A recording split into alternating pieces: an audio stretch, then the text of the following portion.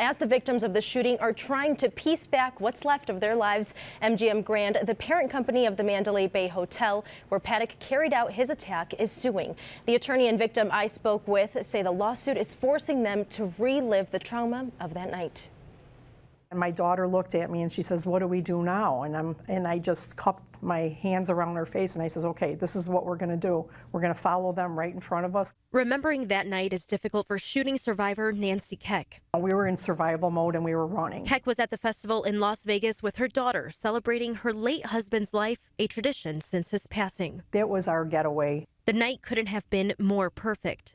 There was a star in there, and we have a saying that we called it a Papa Star. That it was my husband that was with us at the concert. Before October 1st, Keck had no idea what a gunshot sounded like. It sounded like maybe speakers backfiring. Moments later, she saw Jason Aldean take cover. By that time, it was full-blown gunfire. They got down and ran toward what would keep them alive. We saw kids crunched underneath, in between like this, hovering and scared to death. A fence was blocking what Keck thought was safety on the other side, but she didn't think she could make it over. I told her, just go. I saw her over on the other side of the fence. Thankfully, a young man didn't let her stay behind. And he took a barricade, propped it up against the fence. Sorry.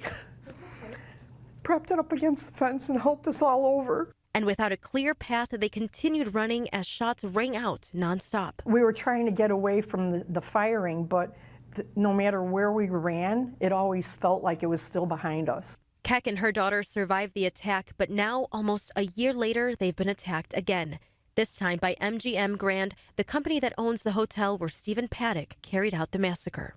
So they are trying to get a declaration that they are not liable for any of the activities that occurred on October 1, 2017. If MGM is successful, there could be no compensation, no monetary compensation for them as a result of what happened. In the complaint, MGM states if the defendants were injured by Paddock's assault, they were injured because they remained in the line of fire at the concert. I dare they ask any one of the thousands of people who were at that concert that night, had they had a chance to get out of the way and save themselves, they would have. Both Keck and Romanucci agree that MGM had a role in the attack. They allowed the shooter into their room with multiple bags of long guns.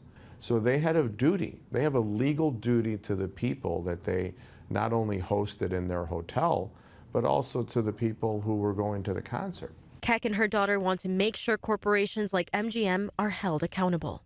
I want them to be accountable for not having access for all of us to get out of there in a timely manner and to have anybody there to help us out. If we're going to make guns as accessible as they are, then we need better safety rules.